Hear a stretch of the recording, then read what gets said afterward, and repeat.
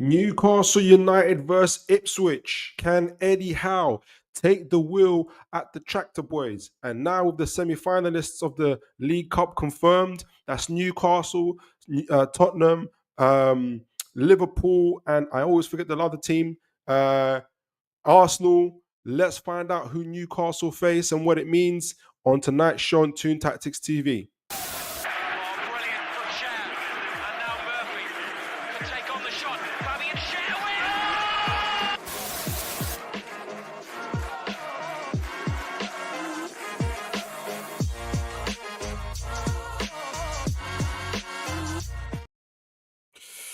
All right, folks. How are you all doing? I hope you are great. I don't know if you guys just saw the game that I saw with Tottenham and Man United. That game was absolutely incredible to watch. I did not see that coming. I did not see um, that game was just wild.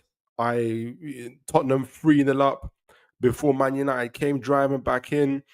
And then Tottenham then went 4-2 up. Then in the last minute, again, Man United grabbed another goal, and it was all hands to the pump for Tottenham, and they finally made it through. Goodness gracious, if Tottenham lost that game, I think that would have been earth shattering for them. But enough about Tottenham, about enough about Man United. We're here to talk about Newcastle United, and we know that there'll be the League Cup draw this at 10:30 p.m. today. So we will announce who our fixture is and we'll see how it goes. We'll see how it goes. But let me know how you guys are doing first. Let me know where you guys are listening from. Let me know how you guys are doing. Are you just like cleaning up the house? Are you about to go to work, coming back from work, and you're just tuning into Toon Tactics TV to make sure to get yourself into the evening, to set you off in the evening right? So, because tonight we're going to be breaking down, doing some tactical breakdown for the Ipswich game, for the Tractor Boys, and we are going to talk a little bit about the transfer news and rumours. And we've already got a few comments before we start on the tactical breakdown. Liam knows, good evening to you, sir. I hope you are well and having a blessed evening. Liam knows, manure, listless, Spurs defense and keeper. I know that was honestly that was. Sometimes I think. I mean, none of these clubs have had it, in my opinion, have had it as bad as Newcastle. But at least we just lost games, like especially in the relegation seasons. Like at least we just lost games. We didn't go 3-0 up and then lose and stuff like that. As much as like Tottenham did. Like I don't know, that's crazy to me. Liam knows ball 4 versus ball 3 will be perfect. Philip, who's ball 3? Would that be Tottenham? Would that be Tottenham? Newcastle versus Tottenham. Do you know what? I don't mind. I don't mind anybody. Honestly, I don't mind anybody. We're going to face them all in the first place, isn't it? Oh, Spurs Stadium first leg. Okay, yeah. We're going to face them all anyway. I'm feeling it this year. I won't lie to you guys. I'm feeling it this year. I'm not gonna. I think we can do it. I think being in the quarterfinals, semi-finals twice now, under Eddie Howe, we're getting there. And in the final now, like obviously we're getting there. We're getting kind of used to in terms of being in high pressure games, cup competitions, and stuff like that. And I just feel like we know. And God bless, like for instance, when we went to the League Cup final last time. I know, like I remember, I think Dan Burn read a poem to the team and stuff like that, and I get that and I understand that, but we were acting like at that time, I felt like we should have acted like we belonged there rather than this is our first time. Even though it was, but that's the whole point of acting like you're there. And I think this time nobody's going to be reading any poems. No one's going to be, you know, I hope there won't be any screens saying it's been 65 years or 70 years and stuff like that. I don't see that as helping, but yeah, man, that's just my take on it. Like, I feel like just go into it. It's another day. Let's just go get the win and win it. I'm already talking like we're in the final already, but yeah, I just got that feeling. I just think we can do it. I believe we can do it. So just before I get to the tactical breakdown, we've got a few more comments in here. Davey Eddie, hi Philip, how are you doing, sir? Good evening, Davey. How are you doing? Hope you are well. Hi Philip, I was there last night in the Gallowgate. Oh, Goodness gracious, that must have been great. Great performance by the team and fans again. And we took our foot off the gas in the last one. Yeah, we did. We did. And you know what, Davey? I don't know if it was you, but I think it was you that said it in the comments yesterday. Was it yesterday we had it? In the predictions, you said that 2-0. First of all, you said 2-0. And I know that we won 3-1, but you said that it would be a professional performance. And to me, barring the last 20, 15 minutes, it wasn't unprofessional necessarily, but it was, like I said, coasting. But it was just looking like it's like what Newcastle should have done at a G Tech in the first place type of thing. And no disrespect to Brentford, incredible team, but we let our quality shine. Obviously, when they put on Damsgaard and what's his name, Umbuemo, things really turned up for them. But it's just like a good, clean, professional performance from them, and that's what made me really. I was like, yeah, like it wasn't like hell for leather and like it was today, like Tottenham and Man United, but it was just a professional performance. We just showed levels, and I was really, really glad from that. And finally, Liam knows what a difference a week makes. Well, for me, indeed, I'm grateful for the wins, and I'm grateful to be in the semi-final, and I'm grateful for beating Leicester 4-0 and stuff like that. I'm and as well. Actually, this is a great segue actually into the Ipswich game. Um, make the most of the lap being suspended. Yeah, we're going to talk about that as well. And like I said, I'm grateful for the 2 wins. This is the game. From now that we're talking about the game, let me just put it up in terms of the overview. And what I was about to say is, oh, that's the Brentford game. I'm grateful for the wins, 4-0 Leicester, getting into the same semi-final after comfortably beating Brentford 3-1.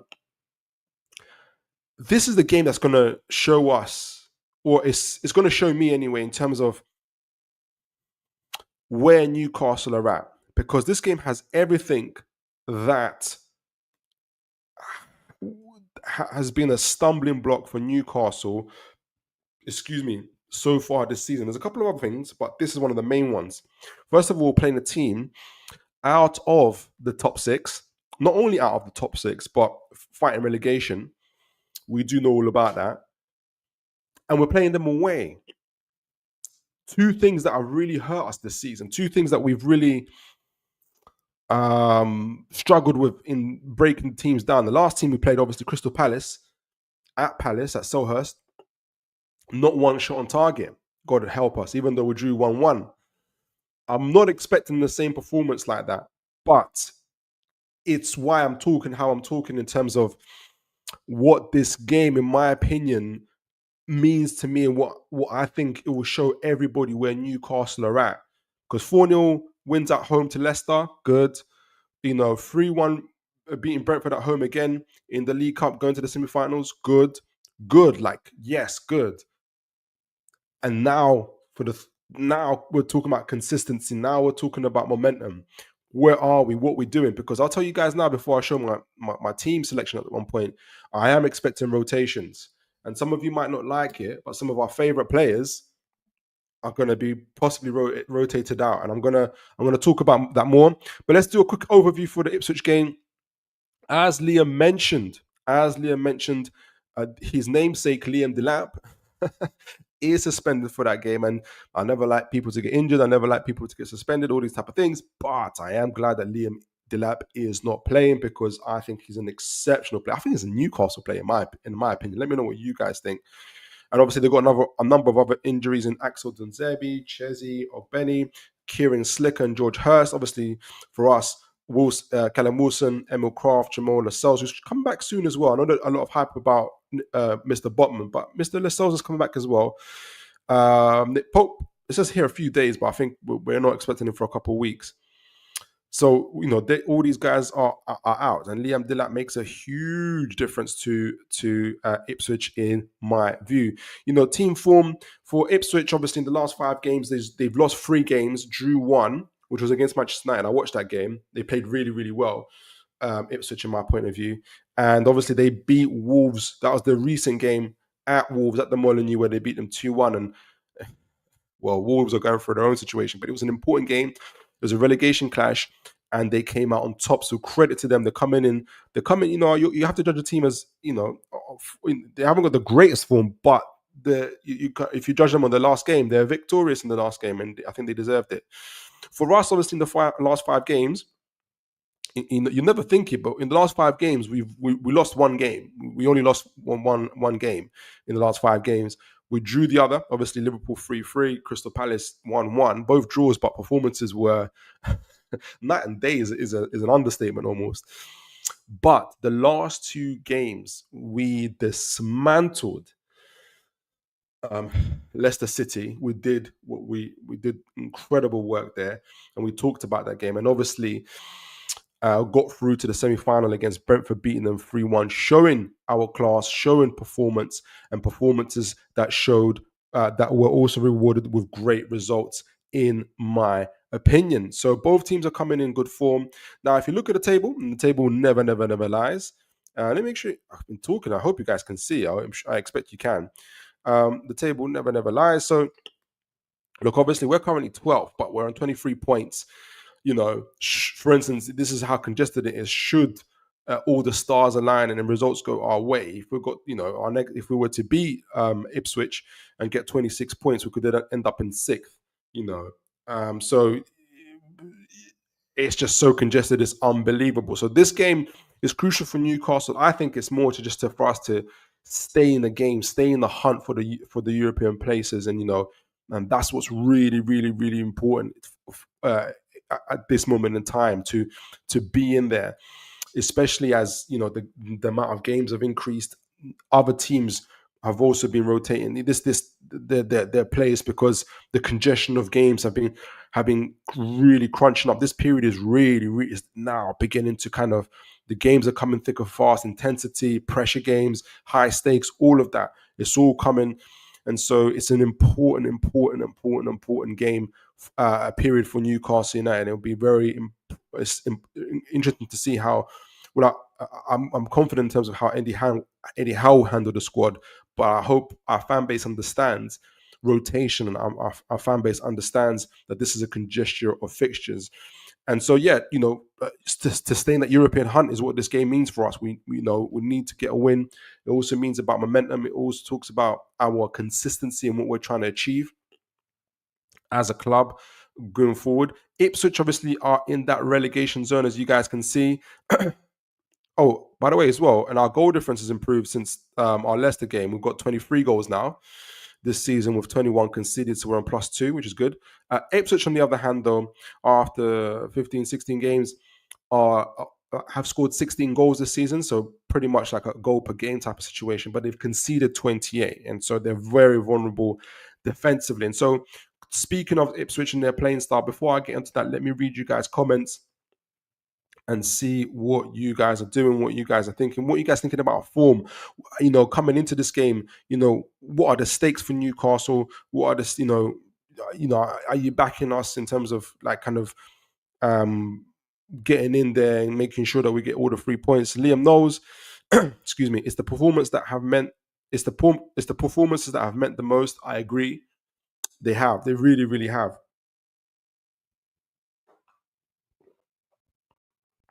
And even the added bonus of the set pieces, I don't know how many set pieces were scored in the last 2 games.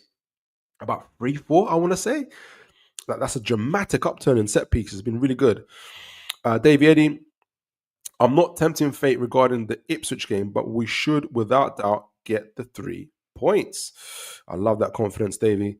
And finally, Liam knows, touch wood, Davey. Indeed. So look, I didn't know too much about Ipswich in terms of their playing style and what they did. So I went to the scouting reports and everything else.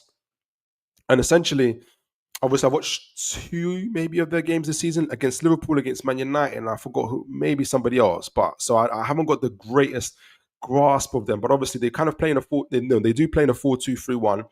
They rely heavily in terms of their attacks. They rely on their wingers. So Amari Hutchinson. I forgot who the other gentleman is. But Amari Hutchinson, incredible carrier of the ball, dribbler as well. Very, very dangerous. And obviously, kind of their attacks through Liam Delap, who isn't playing, but also they've got this guy, Smosdix, who I think played for Blackburn. I don't know if you guys remember when we played Blackburn last season. Like, he's very dangerous, was very prolific for Blackburn. And he scored that overhead kick against Tottenham for Ipswich as well. So, you know, they've got attackers, they've got players, and they do go direct when they need to as well. And they're not afraid to play out the back as well when they need it. So they got under Ian McKenna, the manager, they got a good blend of playing out the back, but also kind of hitting the ball directly as well. And, you know, kind of working hard. They're a high pressing team as well. And because they're high pressing, they do get caught in the transitions quite a lot, where a lot of their goals have been conceded. But I think from what the scout reports are saying, that's down to the fact that um, their overall quality. In fact, speaking of kind of players and everything else, it's kind of the overall quality of their players. And interestingly, they had a similar season in the transfer window. Speaking of quality, in the transfer window, they had almost a very similar policy to. If I show you guys the transfer window this summer, they had a very similar policy as Nottingham Forest, where I think they bought, like, how many players did they buy? What, this is this summer, not over 3 summers. This is this summer. They bought about 20 players, and obviously they sold obviously players, but they bought about 20 players. They spent 126 million 0.49 euros, and obviously they only made 1.6465 in income. It sounds very similar to Newcastle's transfer policy in the beginning stages, but they spent big. They went big. They bought obviously Liam Delap as one of those guys, Jacob Greaves, who was highly rated, Amari Hutchinson, Jack Clark from Sunderland as well. So they spent heavy. I mean, obviously Sammy Smosdek from Blackburn. So and Ian Muric, the goalkeeper from Burnley, who actually kind of was in that goalkeeping battle with James Trafford, and eventually did win that towards the end as well. Ben Johnson, who used to play for West Ham, I believe, as well. That was a free transfer. Calvin Phillips, obviously, as well. So, you know, I like these type of owners in terms of, like, there's Nottingham Forest and I think if our managers could, our owners could do it, they'll do as well. That they went aggressive. They went aggressive. They're not here. They didn't come to the Premier League, in my opinion, just to say, "Wow, we're in the Premier League," and that's it. They came to hopefully survive this year in their view, but also to thrive in the years to come, just like what Nottingham Forest are doing. So, you know what? And they've attacked it in that way. They've attacked the Premier League that way. And if you see some of their games, that's exactly what they're doing. And speaking of their games, I wanted to highlight how they play and what they do. Obviously, we talked about how they shape up in a 4-2-3-1 defensively, which can go into a 5-3-2 off the ball. And it allows them, it's that double pivot again. But also they shape up in a 4-4-2 out of possession, like generally out of possession. And what that allows them to cover is to cover most of the pitch at any one time. And Newcastle, as we've talked about, have struggled against teams that have been playing in that 4-4-2. But obviously, Eddie Howe has adapted and tweaked the midfield and how we're playing, especially against Leicester, and kind of shown results in that way. But I wanted to highlight this part. Let me make sure you guys can see this. This is again. Can you guys see this? Yeah. So this is against Wolves, and this is talking about their direct play. So they can play out the back, but they also can go directly. And look, Wolves were in attack at this stage, but there's one direct ball to Liam Delap. This is what led to their goal as well. This is Liam Delap on the run for that ball, chasing the ball. There's about 5 Wolves players in and around them, and obviously Amari Hutchinson following Delap. So 2 Ipswich players, 5 Wolves players, and the rest of the Ipswich players are obviously in their own half, but they're not afraid to go direct. Liam isn't going to be playing, that's the thing, but that's why I'm happy he's not playing. But Amari Hutchinson can do something similar-ish. He hasn't got the strength of Liam Delap. So they're going to be missing this, but it's not going to stop them from playing like this. And teams, and this is what Newcastle have suffered with as well, where teams would, especially kind of lesser quality teams, would just say, forget playing through their midfield. We can't be bothered to deal with Joe Linton, with Bruno, with Tonali, and all those guys. Just hit it direct and try and isolate Burn and Shaw. And you can imagine if this is Burn or Shaw in these type of situations against the Liam Delap, against the Amari Hutchinson, against some of the other kind of pacey, strong, athletic players, that they would struggle. And so this is what they lap. Let me make sure I turn the sound off. I think it's Semedo. He's keeping Semedo. I like Semedo. He's keeping Semedo off his back here. He manages to turn him. I'm so happy Liam isn't playing. Mr. Delap isn't playing. And he manages to get the ball across here now. and there was a little scurry, a little scuffle here. You can see here break off the line. You think this is where Wolves are. This is when you know the game is against you, when you've cleared it off the line and it still managed to get in. And this is an example of Wolves going direct as well. And this is what we can expect. Not Wolves, excuse me, Ipswich going direct and kind of hitting on the break. And similarly, I want to show this as well. This is them. I keep on showing their away games, but I just wanted to highlight as well. This is them against Tottenham. This is them against Tottenham, doing similar stuff in terms of, again, going direct and going and attacking in numbers. So none of us should expect. Where is it? None of us should expect they'll defend in numbers, but they'll also go direct, and they'll also attack in numbers. And they did that really well against Tottenham. This is at White Hart Lane as well. So they're going to expect lots of pace and lots of energy. And reading the scout reports, because Ipswich are a high pressing team, it's talking about quality. It's talking about they're saying that look, like because of their high pressing all the time, this is their first time in the Premier League, so they gas out, and so that's why they get caught in transition so much, and that's why they get hurt. So it's them kind of adjusting to the Premier League in that way, but it hasn't stopped them. And you can see in this example, this is the goal. This is Smosdick's goal where he scored an overhead kick. And I want you guys to. This is at White Hart Lane, not White Hart Lane. What's the Spurs Stadium called again? Is it Spurs Stadium now? I think it's called the Spurs Stadium. I forgot what they called it. But I wanted to highlight. This is obviously Ipswich in pink here. They're attacking the numbers, and this is them down the flanks. This is I forgot who the number 12 is. Who's the number 12? He's about to get the ball in the box. Their number 12 is Jay Kajutsi, and he's part of their double pivot. And that's Jay. That's I'll show my tactical board there. Let me get back to the highlight. I wanted to show there in numbers, and that's Ben Johnson on the side, on the flank there. You got two Ipswich players outside the box, but you got how many in the Tottenham box? You got 4. And this is away from home. And this is the whole point about them attacking the numbers and not being afraid to do that. And this is what Newcastle can expect. This is going to be a tough game. Ball into the box. They're diving into it. And an incredible overhead kick from Smosdick's as well. And this is what Newcastle can expect. They can expect Ipswich kind of attacking the numbers like this and trying to hurt Newcastle as well. They'll try to be defensively acute as well. But I think if one of the areas that Newcastle can hurt Ipswich is to attack in the transition as well. So before I kind of go into the tactical board itself and kind of break the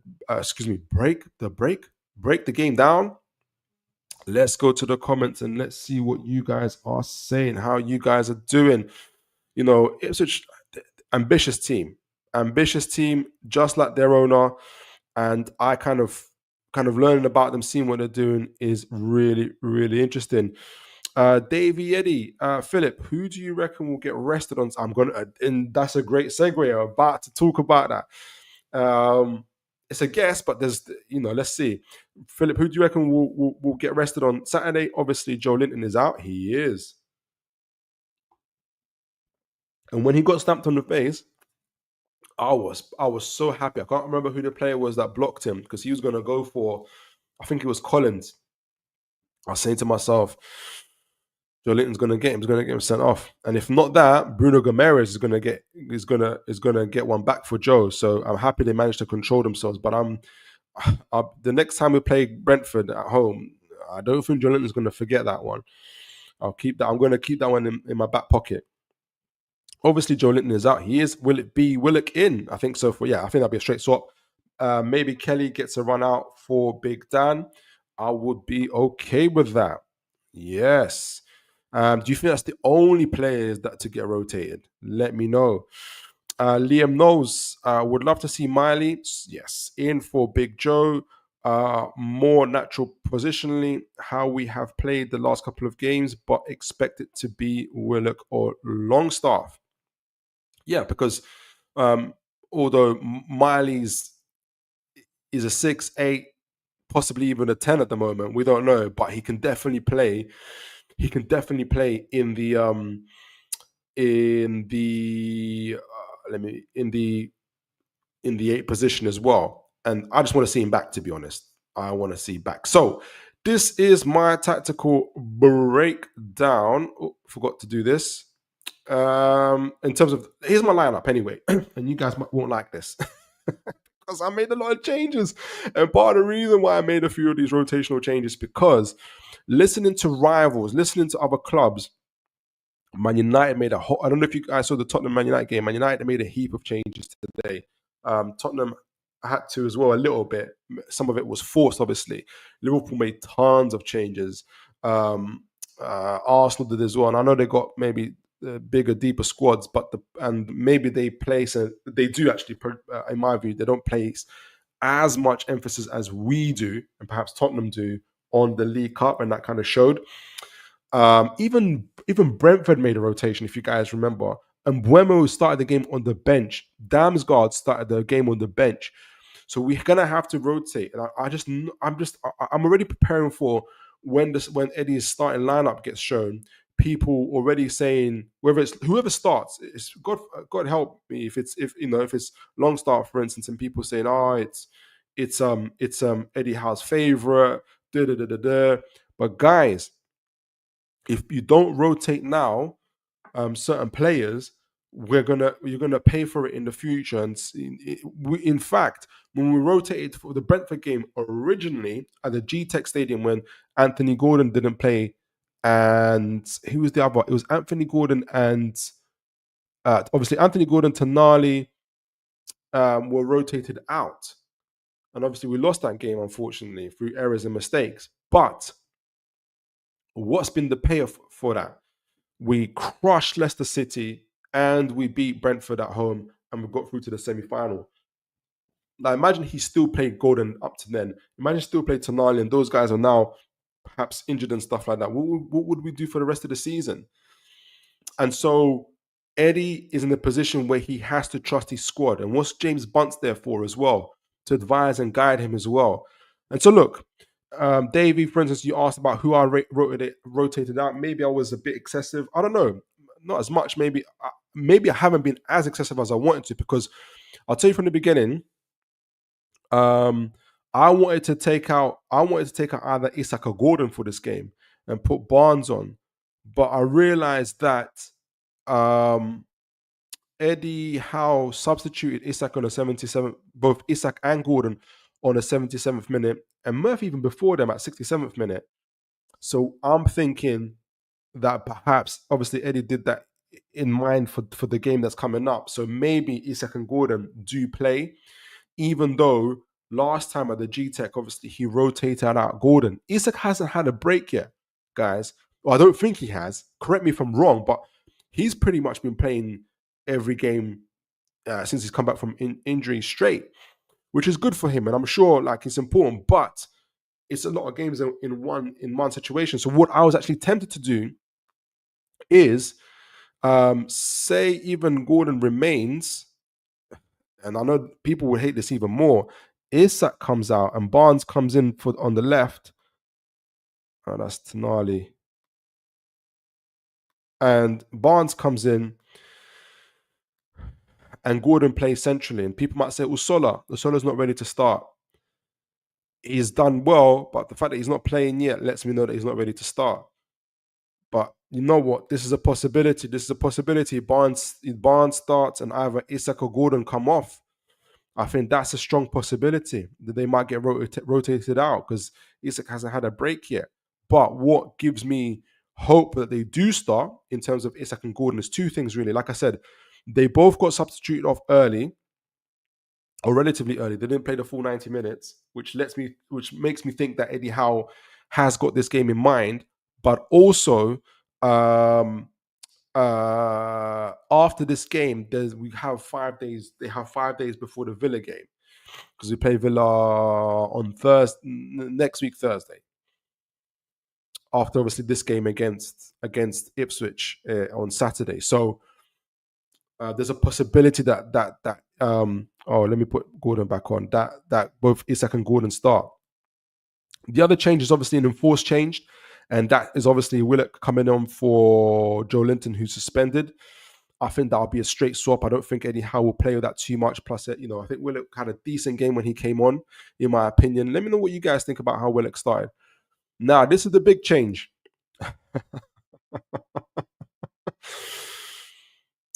I wasn't sure, and I'll be honest.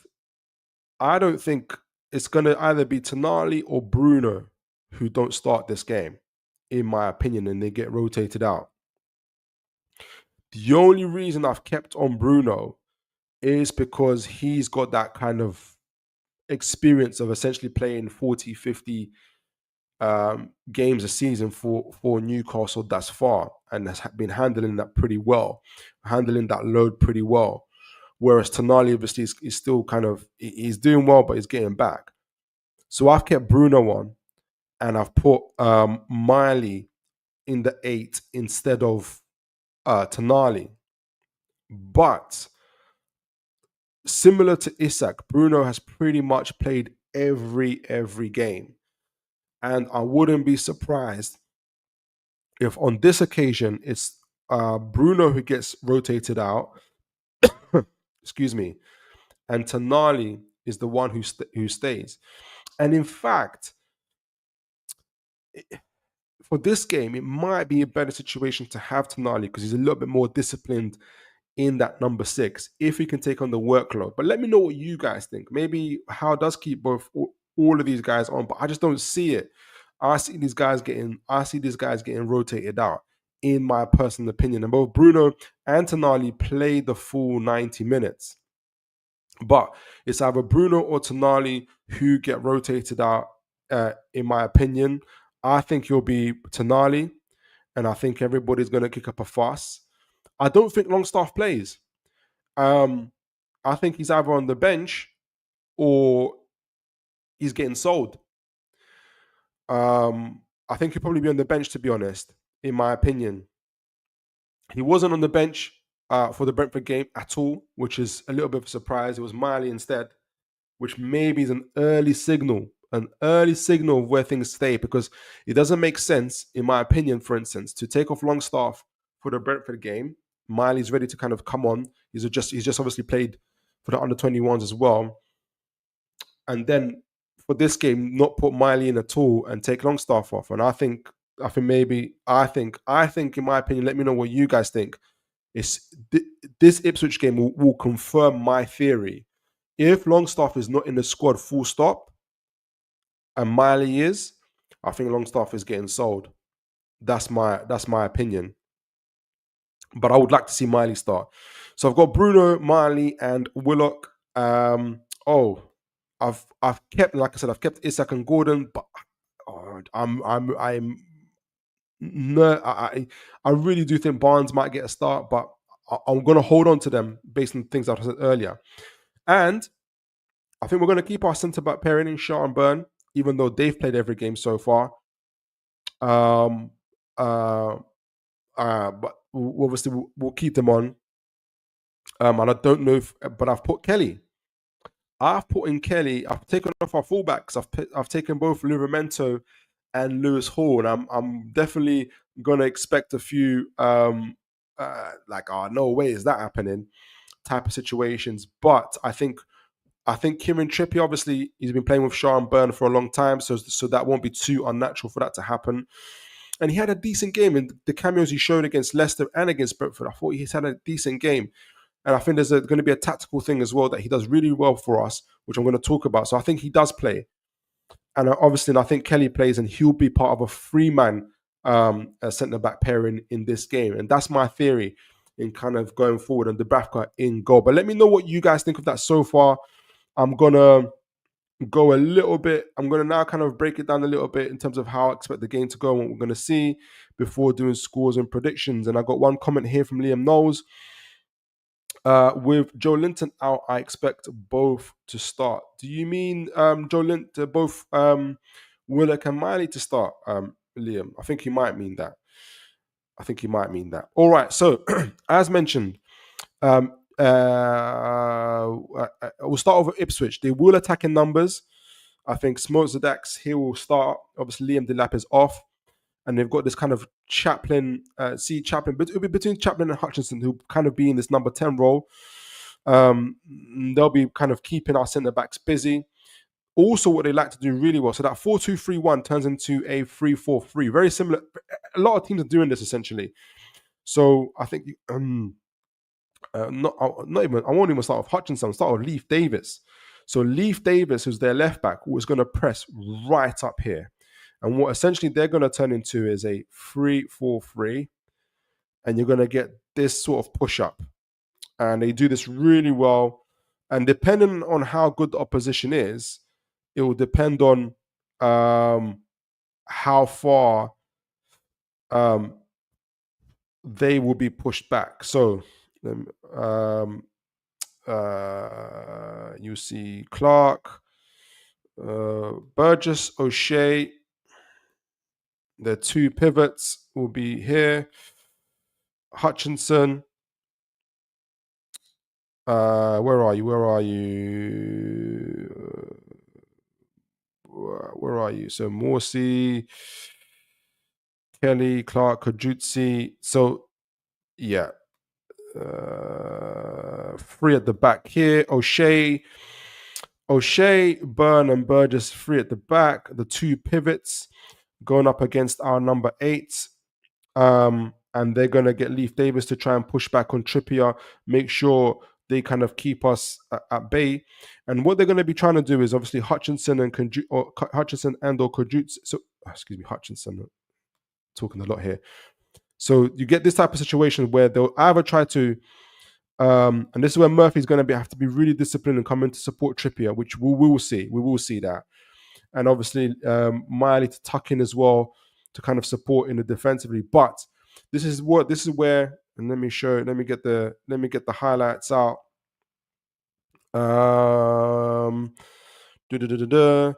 This is what these type of situations. Let me get my cursor back.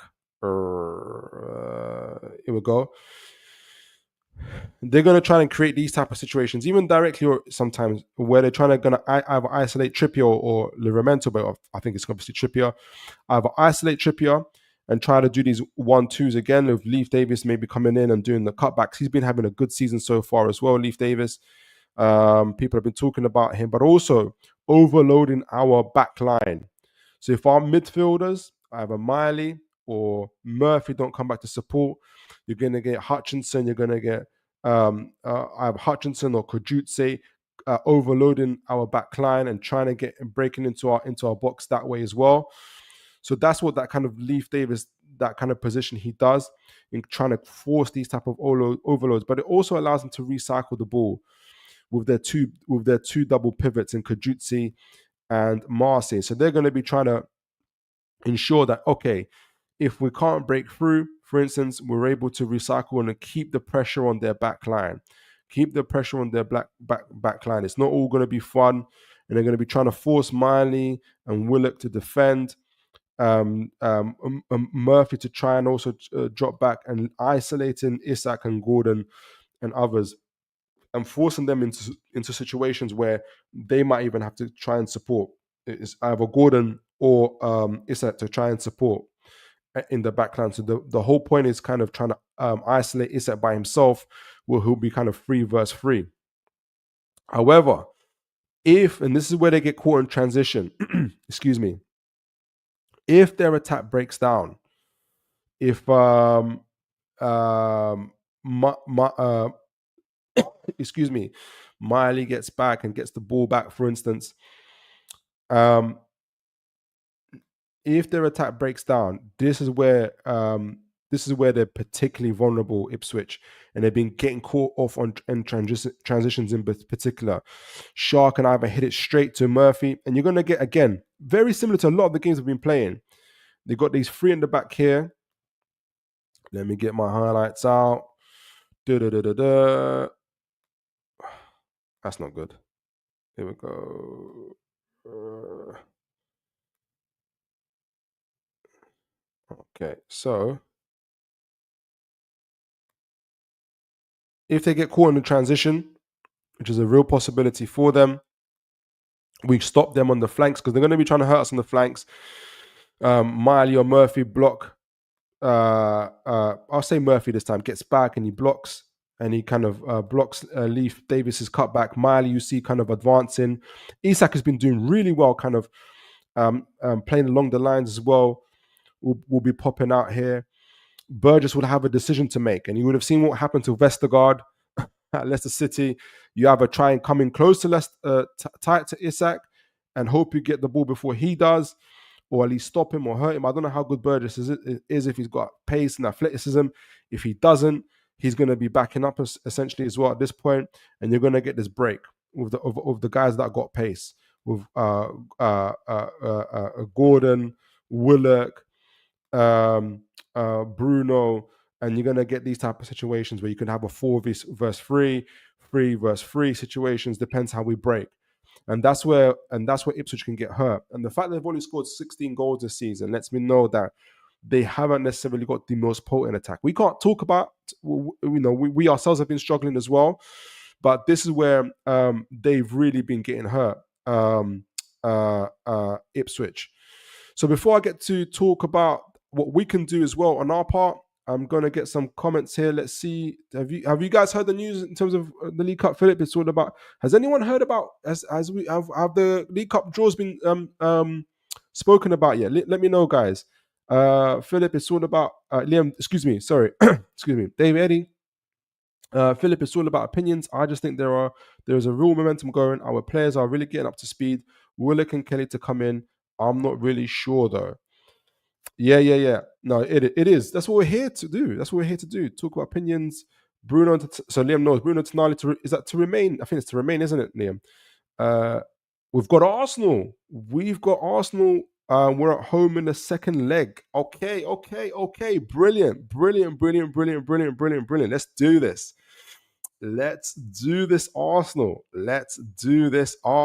Brilliant. And I love the fact that we're at home in the second leg. I think Arsenal are going to try and make it count at the Emirates, aren't they? That's going to be blood and thunder, that game. All right. So, brilliant to hear. I'm really excited now. Really, really excited. So, like I said, I think we're Ipswich are going to be particularly, especially if Leif Davis pushes up like that. On that side, we've been really, really good. I know that Murphy isn't going to make in the top 6, top 8 teams, but he's been absolutely brilliant for us. So if they want to chance it and play like that,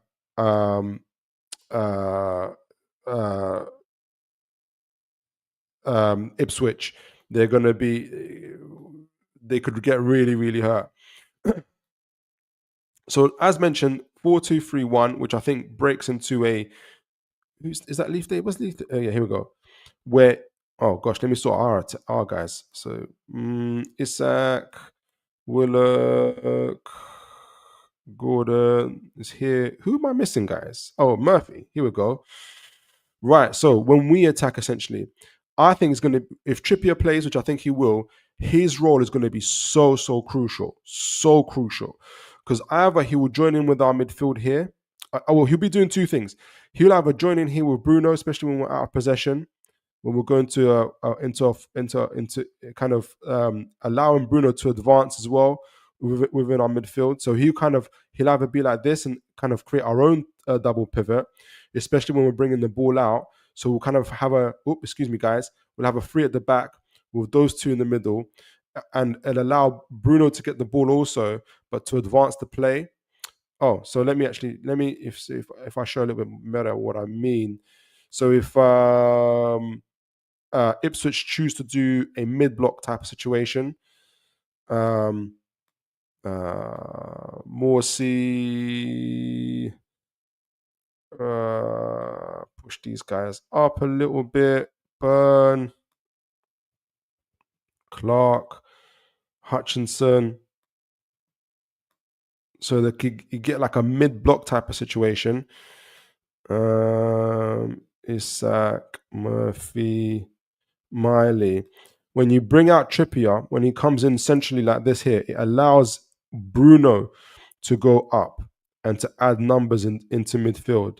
So now instead of a 3 versus 4 situation where you've got Kajutse free to block the channels to Isak. You'd have Bruno now advancing as well. And we know Bruno can get, he's excellent. He can get past Mosdix. Mosdix will have a big job trying to keep Bruno off balance as well. The other situation as well, if I bring it back, is in terms of how crucial Trippier's role will be. And it could be Livramento, but in this case, I do believe it's going to be Trippier. Trying to remember where all the Leicester players are going to. Excuse me, Leicester players. It's because it's blue that I'm thinking about Leicester. Yeah,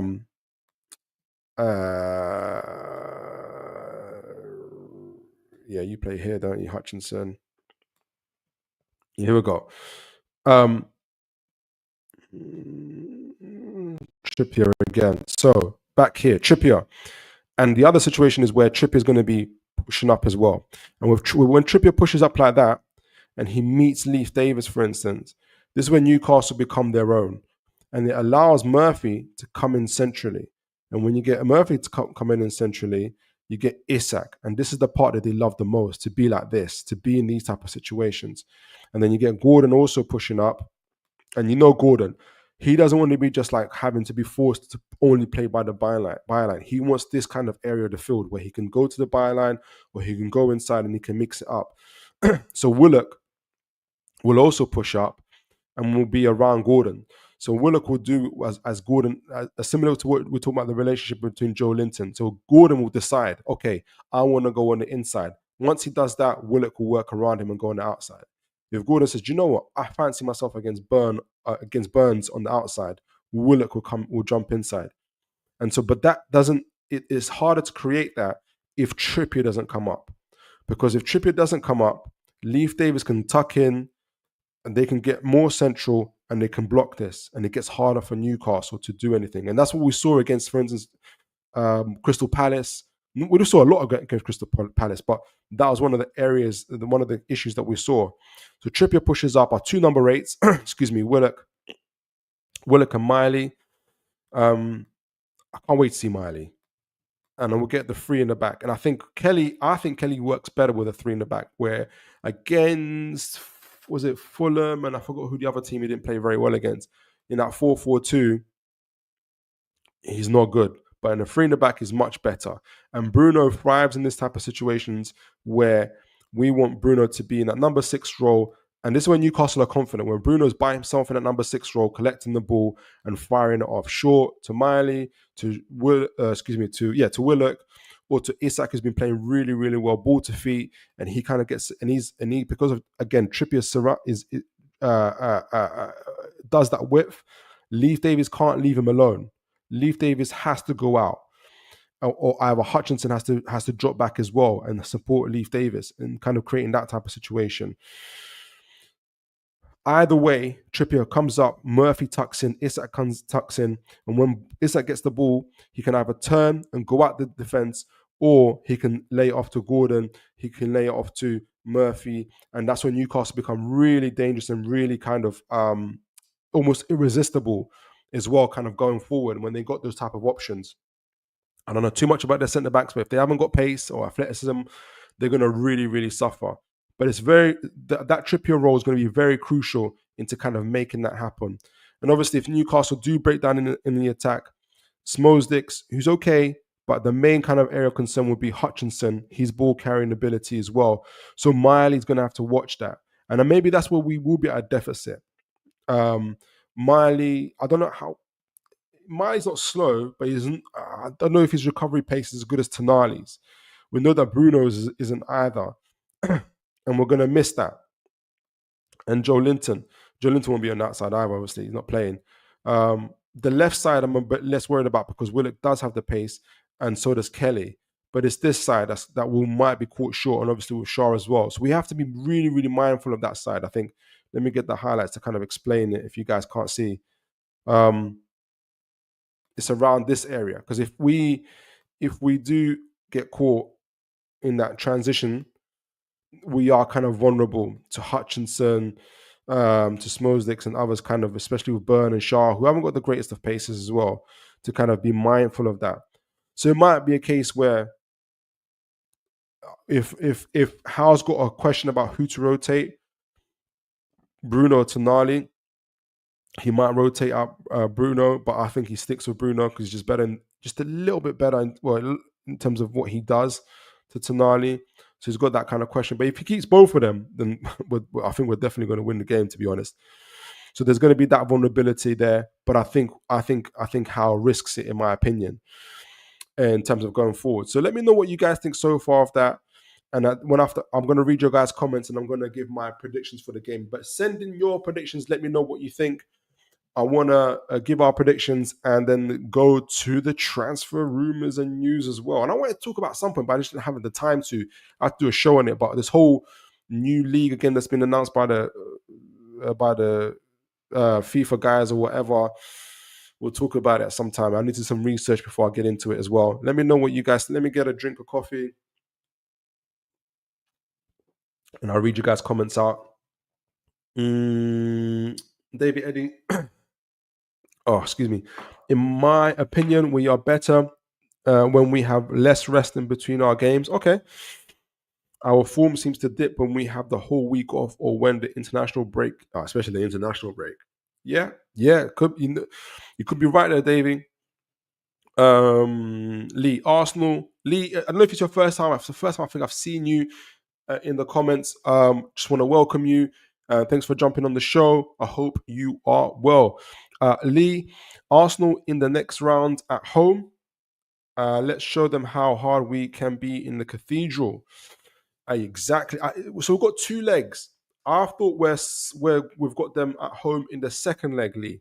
Or somebody confirmed that. Liam, if you were saying we've got Arsenal at home in the second leg, I'm assuming in the first leg we are playing at the Emirates. If someone can confirm that for me, let me know. I prefer for us to be in the Emirates in the first leg, to be honest.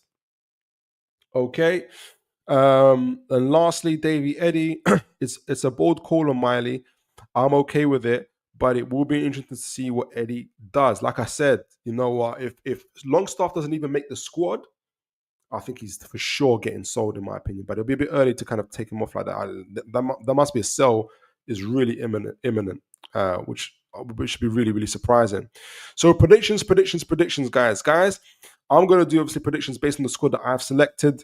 Like I said, I hope the guys that played against Leicester play, but not against Leicester, but I guess was it Leicester? No, Brentford play, but I think Howe does rotate. But Ipswich have had injuries of their own. Liam Delap is a massive miss for them, even though they've got Smosdicks as well. But Hutchinson is going to be a threat. And I think the main threat we've got to deal with is, getting caught in transition as well. And set pieces. They did score 2 set pieces against Wolves. So we have to be on top of our game. And that's why I think Burn remains. I think Burn will remain. But I think in Livramento and Hall, either one of them gets rotated, maybe even both, possibly. Though I think Howard would hesitate to do that. He'd probably prefer to take off Livramento because he's got Kieran Trippier. But let's see, because if you've got Kieran Trippier and Lewis Hall, you've got a little bit more balance down that left as well. So let's see. And if you keep Livramento, you've also got that pace as well to be able to deal with a Hutchinson and others. So let's see. My predictions based on the lineups that I've got. I'm going to go for a 2-1. 2-1 victory to the Toon. I've got Isak and I wonder if we score from another set piece. I'll say Isak and Murphy with the goals. But let me know what you guys think before we move over to the transfers and rumours. Let me know what's your score predictions. I've got it 2-1 Newcastle United. Yeah, so it is Newcastle at home, second leg. Okay, so first leg will be at the Emirates. Okay, yeah, Lee. Yeah. So sorry away first leg, but nice one. Appreciate you for that, sir. Appreciate you for that. Liam knows one change will look for Big Joe. So you've already got one change. You don't see any. You don't want to see. Well, you hope you kind of predict no further rotations other than that. Yeah, I can see that. Liam knows Davis leaves too much space. He does, and there's that vulnerability. But that's the attitude that Ipswich have chosen to take, which is to attack the Premier League. So hopefully we will expose that side. David Eddie. Philip, I haven't got an exact prediction right for so long. You were but how you predicted the Brentford game will go in terms of it being a professional performance. You was pretty spot on with that, in my opinion. I didn't think that would happen. It'd be so professional. I thought it'd be a bit more, you know, basketball game-ish, but it wasn't. I haven't got an exact prediction right for so long, but I think it could be another 3-1 to the two. I would love that result. I would love that result. That would send out a signal to the fans, to me, that okay, so this is the Newcastle that was supposed to happen. You remember when we beat Nottingham Forest away? Had we not had that international break, and we were beginning to see that Newcastle, I want to see. I think if we win again now against Ipswich Town, I think okay, we're beginning to see that Newcastle again. And I'll be very excited for the following fixture against Aston Villa at home. I'll be very excited for that. So I love that scoreline. 4-2, Lee, 4-2. Isak, is that 4? 4-2, yeah, 4-2. Isak to Bruno and to. I love that. I love that. I'd love that scoreline. All right, guys, thank you for your predictions. And if you guys want to send in some more, do let me know your predictions as well. So we've all predicted victory so far for the Toon as well. I know a couple of us are hoping that we don't rotate too much, but yeah, man, let's see what happens. All right, so look, transfers and rumors. If you guys seen some of my shorts videos, I've been kind of sending out things on transfers as well. I wanted to start off with to kind of I've put them on a PowerPoint to kind of put them all in one, not all the transfers, because otherwise we'll be here all night, but the ones where I think could be quite significant. I'm just trying to find it on my page. So I'm gonna use the article written by Mark Douglas from the I newspaper, where are you? Where he talks about Newcastle essentially looking for project players. Where are you? Project players. When was it sent? Here we go. And he talked about how Newcastle, yeah, here we go. Can you guys see that? Oh, no, you can't see that. I didn't put it on the stage. Here we go. Excuse me. Where he essentially, and for those of you guys that don't know, I always talk about Mark Douglas kind of in context of, this is the only journalist who's been able to get Paul Mitchell to sit down with him and discuss transfers. And I think that's Paul Mitchell's communication through Mark Douglas. He's not talking to any other journalists since that whole situation where, they've brought up the situation where there's conflict between Eddie Howe and Paul Mitchell, and not fit for kind of this kind of not misinformation, but a little bit of a rephrasing of the word. Newcastle's transfer strategy is not fit for purpose, which caused a lot of tensions and problems in essence. And so essentially he only trusts really, in my opinion, Mark Douglas. And so when Mark Douglas is talking, in my point of view, I think he's either talking directly from Paul Mitchell or somebody in his camp. And so this message on Newcastle alert for the next Yankuba Minte in January transfer windows already indicates to me, because what's Yankuba Minte? I don't know how old he is now. I think he's about 18, 19 now. When we bought him, he was about 17, isn't it? And we loaned him out to PSV. So that already indicates to me, and they've already started that with Vashdag, the Georgian attacking midfielder, that these are the players that we should expect Newcastle United to buy in this transfer window. Now, this is behind the paywall. I'm not going to disrespect him by kind of showing the whole article, but I'm going to zoom in a particular part. So we're going to kind of expect a lot more Yankuba Minte type of signings, but also a couple worthy mentions that was spoken about. And I think they're spoken about in terms of potential players that will be sold and the potential players coming in. And the reason why I think Paul Mitchell or people in his camp have released this through this type of information through Mark Douglas, here we go, through Mark Douglas, I think, is to sort of warm the context with the fans, to kind of what's the word I'm trying to test the waters. That's the word. Test the waters of the fans to see how we're going to respond to the potential players that are going to get sold, but also to the potential players that we're going to buy in. So if people are expecting, I mentioned, for instance, Kudos for 90 million and whatnot, it's highly unlikely, but, or Bowen or those type of players, or even Gahey to an extent, maybe, for 50, 60 million, do not expect those signings, essentially. I think that's what it's saying. That's what it's saying. And we talked about Mbeumo a little while ago about being a dream sign. Dream signing means only in your dreams. So I think he's warming the context of testing the waters with fans and everybody else about what could happen. But this is the interesting part as well about player sales as well, where he talks about player sales and obviously project players that could be coming in. Where he says, and I'm going to zoom in a little bit for you guys, where while Howe is reluctant, while Howe is so look, they say look, Howe doesn't want this to happen.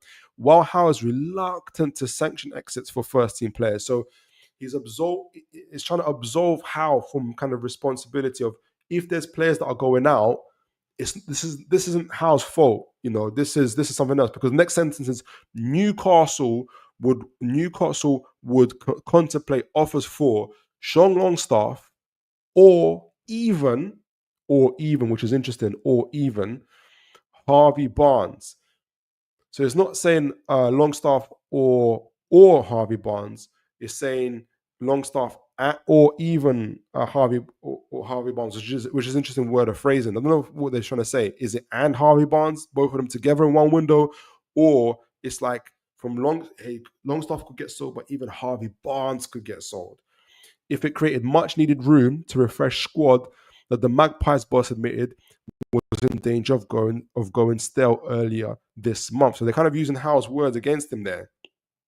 So essentially they're saying, prepare. If you see Harvey Barnes getting sold, who's obviously on the fringes of getting whatnot, or Sean Longstaff, stick on Harvey Barnes. If you see Harvey Barnes getting sold, we don't want you guys to get being panicked. Like, this is a club decision. So it goes from, well, Howe is reluctant to sanction these exits. Newcastle would contemplate offers. So this is when you say Newcastle, this is a club decision to sell Barnes, to sell Longstaff. These are club decisions, and they know that Harvey Barnes, for instance, is a fan favorite. Sean Longstaff as well to an extent, but from what you see on social media, you wouldn't think so. But he is a Geordie. He is homegrown. So if people are worried about those type of sales, they're saying that this is a possibility of what could happen. So when I'm looking at the transfers of the potential transfers coming in, I'm kind of using this as a foundation for the players that I'm going to discuss briefly on this show as well. And before I do that, I've got one comment here from Lee. Juma Bar looks like a good Botman pairing, looks very physical. Yeah, Juma Bar, look, I've already seen a few highlights of him, and I skimmed through some scouting reports as well, but it's tall, physical, athletic, good on the ball as well. I'm going to be looking out for Real Valladolid games now to kind of see how he does as well. But like I said, I'm going to use and let me know, guys, if you guys have heard any other transfer rumors as well. Love to talk about. I won't be able to talk about them in this show, but I'll include them in others. But I'm going to use this article as a kind of benchmark for what I'm going to be talking about now in terms of the transfer. So if you're thinking, why hasn't he mentioned this transfer or that transfer? It's because I'm using this article. So we're looking at project players and we're looking at potential sales of other players as well. So let me first find my way. I have to take this off first. I'm getting better. I'm getting a bit faster in this, but also a little bit slower. That makes sense. Right. So, no, take this off.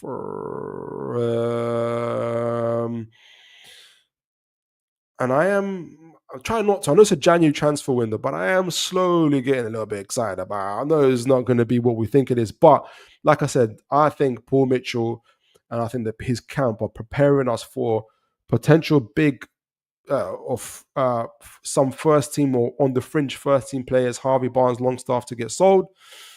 Obviously, we've heard other news as well, but also to say, yeah, we're building. These are project players that we're looking for. If you're thinking, Lee, for instance, you mentioned Juma Bar. People will be thinking he's 18 years old. Let me make sure you guys can see this. Let me get it on this page first. People are going to be thinking he's 18 years old. Nobody's heard of him. How are we selling Harvey Barnes and we're bringing in some unknown 18-year-old? This is why they're testing the waters with the fans and they're trying to explain why they're doing what they're doing before they do it, essentially. So I think they've got their plan geared up, essentially, and they're going to be doing it this way. So I think I just double checked. You guys can see my screen. Yes, you guys seen. So I'm going to first talk about, because, and I'm also going to mention, obviously, the ones the way I think some of our, in my opinion, tier one journalists, and people might disagree because they don't like Ben Jacobs or Craig Hope, for instance, but I respect them. I might not like everything, for instance, other journalists might say, but I respect them as journalists and tier one journalists, and I understand where people might not do that in the same time.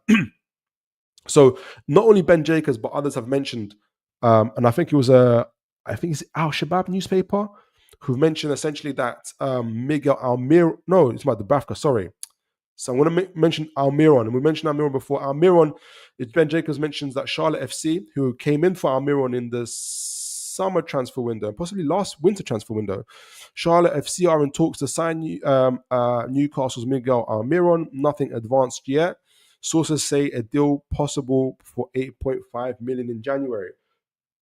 And again, I think those sources are Newcastle sources. And I think they're mentioning the figure because they're trying to drum up further interest for Almiron and trying to get the price up. Because I think also Leicester have been kind of referenced before as well as possibly interested, about thrown off by the price a little bit. Ideally, Newcastle will sell him to Saudi Arabia, where I think there's more money, but it doesn't seem like Almiron is interested in going to Saudi Arabia. So what does that mean? On the back of that, obviously, we've seen a lot more information coming on these two. Obviously, Almiron playing on the right wing today and yesterday, and I've reported this to myself, is two other right wingers have come to the fore.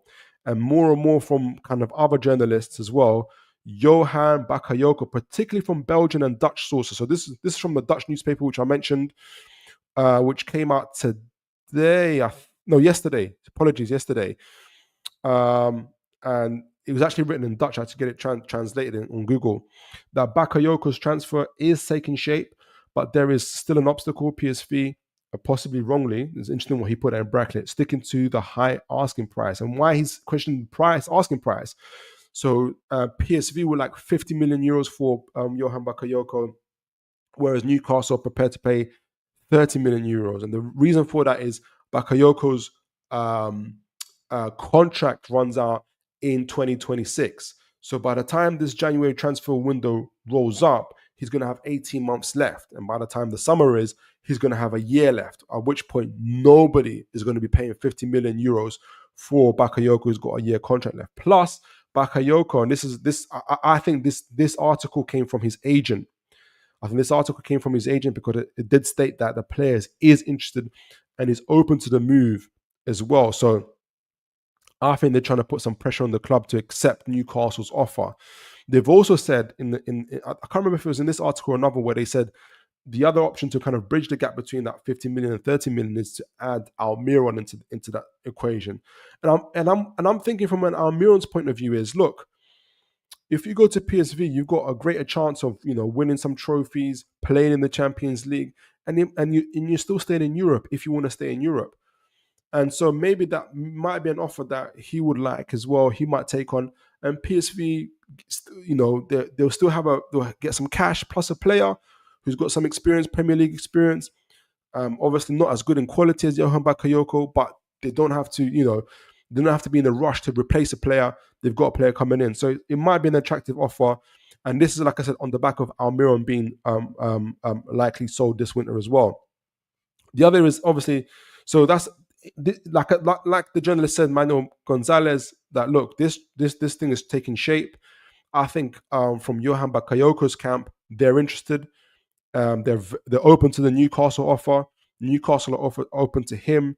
Prices have been discussed, and I think if I was PSV, they're just trying to get as much money for Bakayoko as possible, and they'll probably try and wait and see if there's any bids that will come in for him as well. The other obviously is Tyler Dibbling. I'm not going to spend too much time on him because most of it is from I haven't really heard it from too much sources where I'm like, okay, this is something that can happen for New.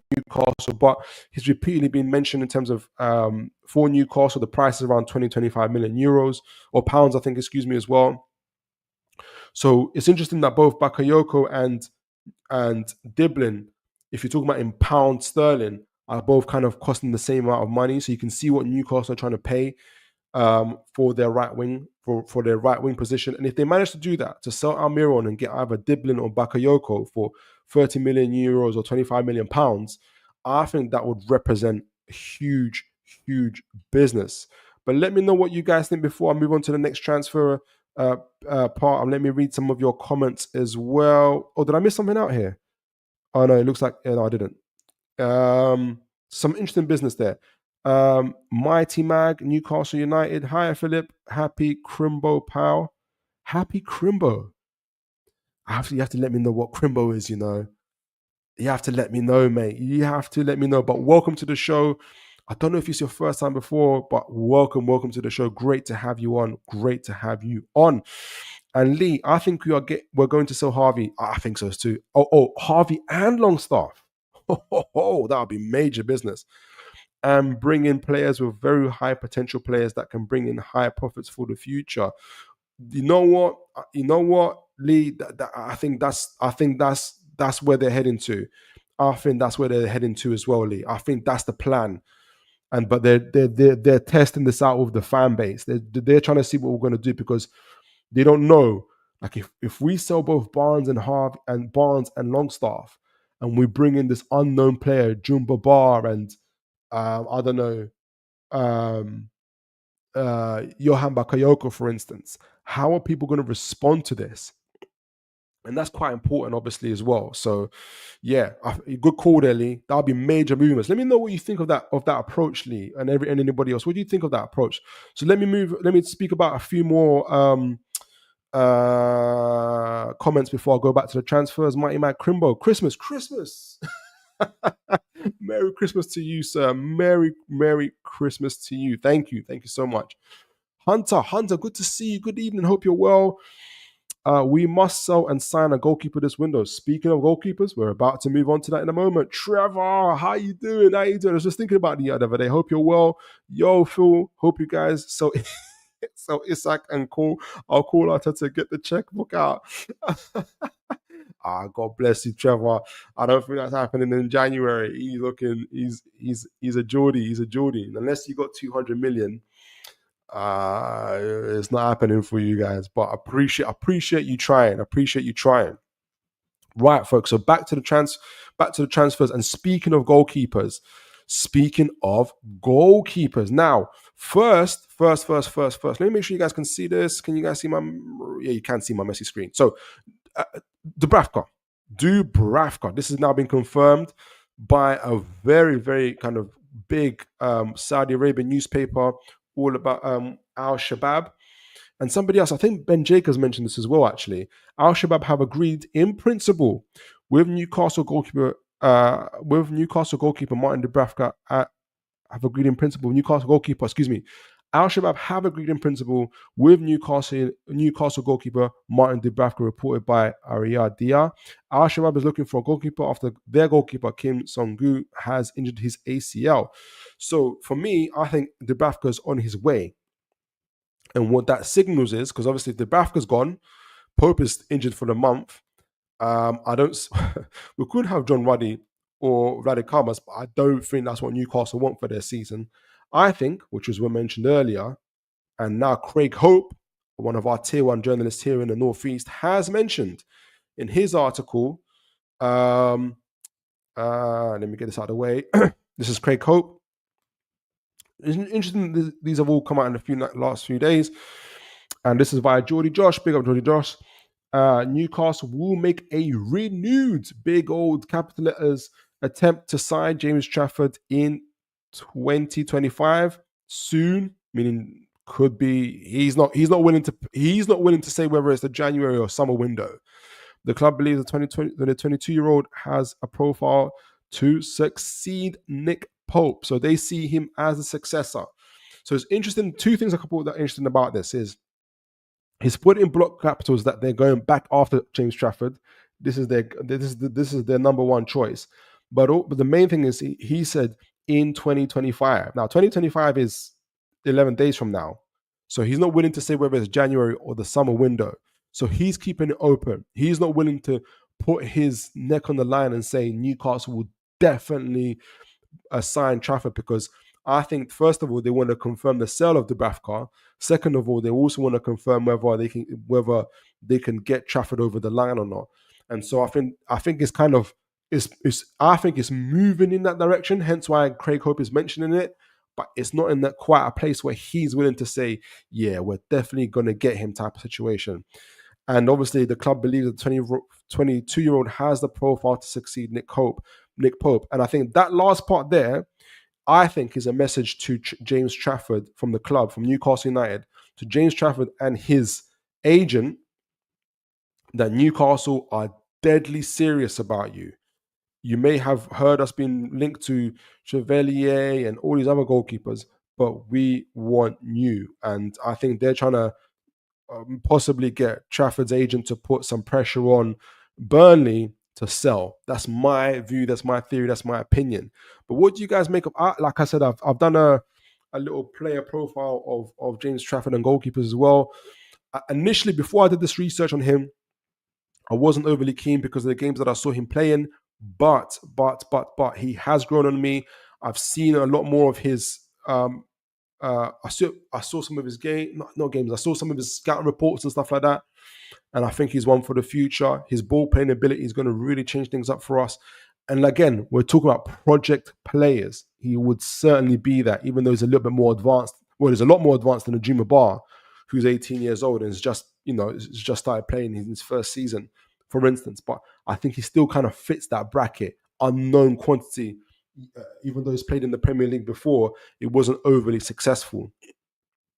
Liam Knowles, cheeky loan for Endrick. I think I mentioned it last time.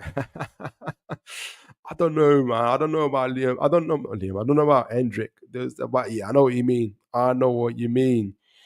And but let me know, guys, what you think so far of the transfers. And the final bit we spoke about. Let me make sure you guys can see this. Can you guys see this on my screen? Yes, you can. We spoke about the potential sale of Barnes and Longstaff or Longstaff. Obviously, that's what we got from the article. I think they're preparing us for this, in my opinion. I think between them, if we sell both of them, in my opinion,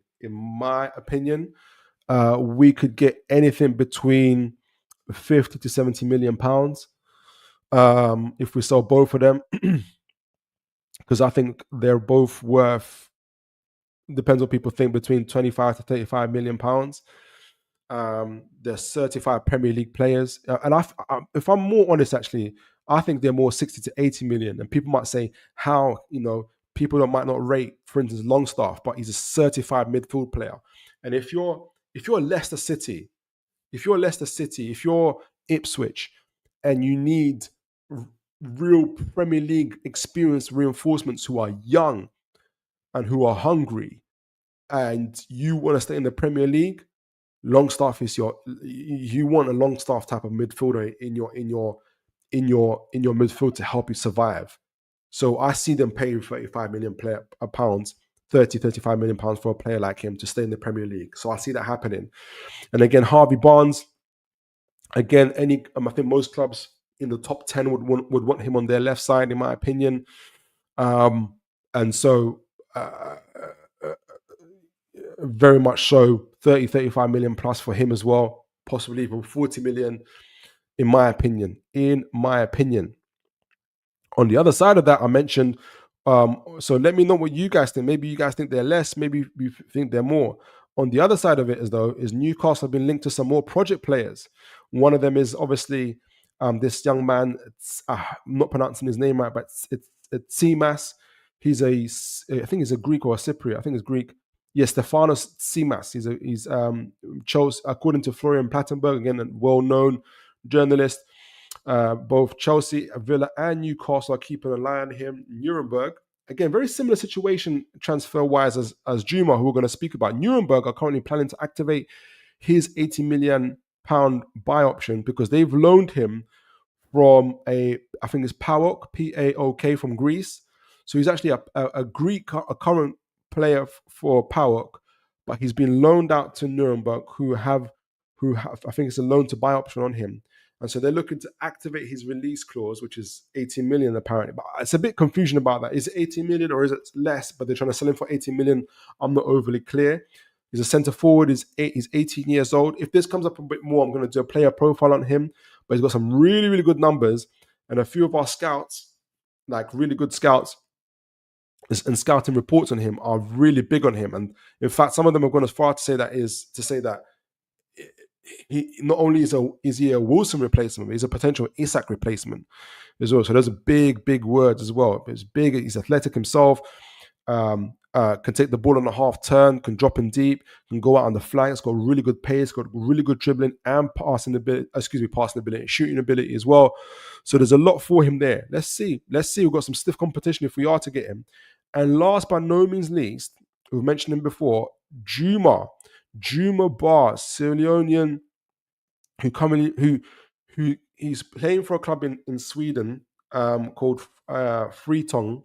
But he's currently playing. He's a player who plays for a club in Sweden, but he's been loaned out to Real Valladolid, and Real Valladolid are the ones who have an option to buy on him. So an exclusive from the Sports Italian newspapers, and they're saying that Juma Bar has attracted interest from Man City, Chelsea, Bournemouth, and Newcastle. But it's Newcastle who have submitted a 10 million euro bid for which has been rejected by Valladolid, which is interesting. They're not the parent club, but they've rejected the 10 million pound bid.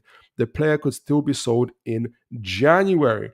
So that lets me know that I think they have Valladolid have a deal with the Swedish club where essentially, they've got this first option to buy. And so there's no point in Newcastle negotiating with the parent club in Sweden. It's now in the hands of Real Valladolid. He's 18 years old.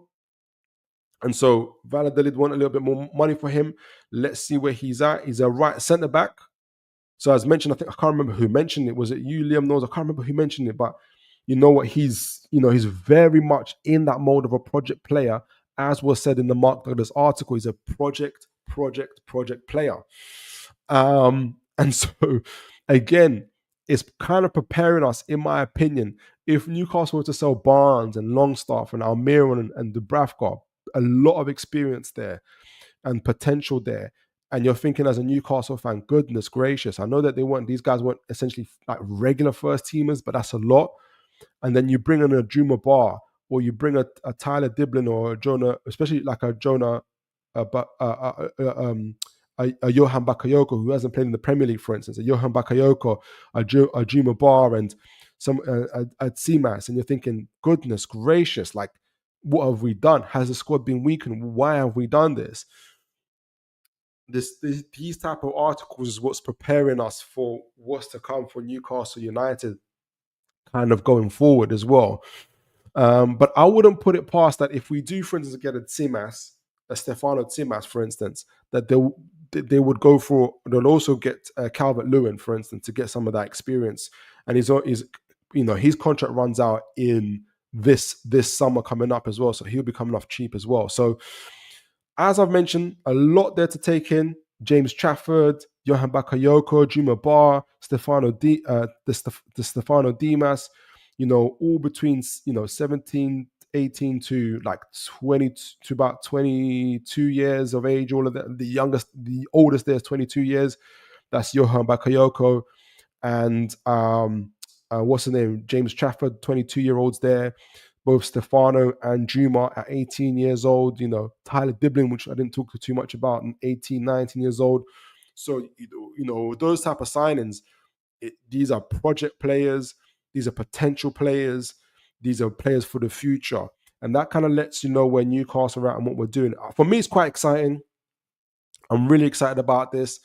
It will certainly refresh the squad for sure. So I'm really wanting to see how it's going to go. But let me know what you guys think about all of that. What's your thoughts about Newcastle's transfer strategy? Do you see any of these deals being pulled off? And do you have any kind of what's your conclusions about it? What's your thoughts?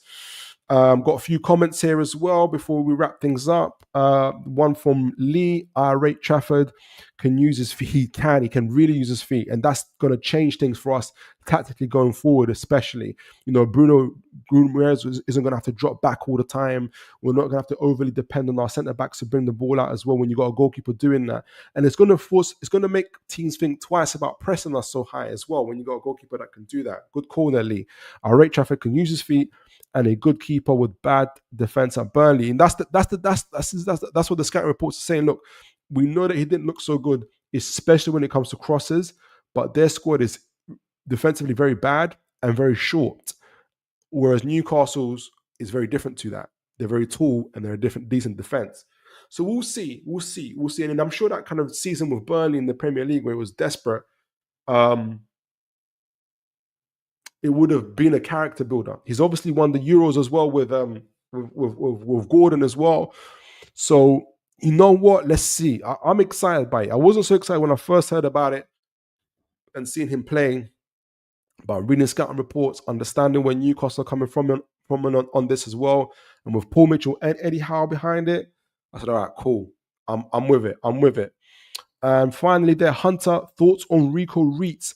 Well, if you're this is the midfielder from Gladbach. I can't remember if he's 22, 23, maybe 24 as well. I know that a few clubs are looking at him as well. I haven't seen anything from like tier 1 journalists. I know that Sean Casey, if anybody heard of him, is obviously in the know. Kind of did a repost today with Rico Reitz. And so kind of indicating maybe something there, but we don't know. I don't know if that's where you heard it from Hunter or anywhere else, but that's where I kind of seen it. He kind of has a similar profile to Tonali. So it'll be interesting. It'll be very, very interesting. And I wonder does that signify that Bruno could go in January? I'll be very shocked if he does. Or is it just an addition? Let's see what happens there. Obviously, if Longstaff goes, if Longstaff goes, is Rico Reitz the replacement? Let's see. But I think from what I've seen from the scouting reports and what people have saying about him, he's highly rated and highly talented. And so, yes, please, indeed. All right, guys. So to conclude the show, we did a tactical breakdown for the Ipswich game. Got one more comment there. Hunter, he's very press. He's very press resistant. Probably a potential Bruno replacement. Yeah, either Bruno. I hope it's a Longstaff replacement, but it could be a Bruno replacement. I know what you mean. Which would leave Tonali as the kind of Tonali and Joe Linton as the senior players, really. Interesting. But look, guys, we come to the conclusion of the show. We did a tactical breakdown for the Ipswich game. Like Ipswich are an ambitious club in terms of they want to not only survive in the Premier League, they want to stay in they want to thrive in the Premier League. They bought like 20 players, spent about 23 million pounds. If they get a win, that takes them out of the relegation zone. So they got a lot of motivation to come out of this. As for us, we want to build that momentum. We're trying to stay in Europe, and we want to build up on our recent kind of performances as well. So big game. Ipswich are vulnerable in the transition. We've got better quality of players. So long as we defend well and we kind of follow the same kind of momentum, attacking and defensive from our Leicester and Brentford game, I see Newcastle coming away with an away win. 2-1. Some of you guys predicted 3-1s and 2-1s as well. Hopefully we see that happen. I see a lot of rotations. I see about 4 or 5 rotations in that game as well. Some of you are keen for the same squad to continue. Let's see. It'll be really interesting to see. But it's all about opinions, as Davey said. It's all about opinions. We talked about the transfers. We talked about the article that's been released from our newspaper where Newcastle for this January are looking for project players, 17 to 22-year-olds, in my opinion, players who might not be as well established but have a high potential. But also look out for potential first team players being sold, i.e. Longstaff, Barnes, who have been mentioned again by name. Almiron's going to go, Dubravka's going to go, but it's obviously Longstaff and Barnes who kind of really, really stick out. So I think they're preparing us. They're preparing us for kind of going forward as well. So we talked about also some of these potential players that come in that could potentially come in. Juma Barr, James Trafford, all these guys, and the more these names kind of pop up, I'm going to be doing player profile on these guys, kind of going through them and kind of see what does Paul Mitchell and Eddie Howe see in these players and what could it mean for Newcastle United. So guys, on this night, where we've also confirmed that we're playing Arsenal in the semi-finals, beginning at the Emirates in the first leg before finishing up at St. James's Park. We'll be talking about that game in the future when it comes on. I'm excited for it. I hope you guys are excited for it. I believe this could be Newcastle's season of breaking that trophy drought and going forward. And I'm sure you guys do too as well. But as always, guys, I'm about to go to Spurs Kings Rivals channel to represent our Toon Army. If you guys are looking to stay up, join me on Spurs Kings Rival Show. But until next time, make sure you guys have a great evening. Make sure you look after yourselves as always. And as always, folks, good night and God bless, folks.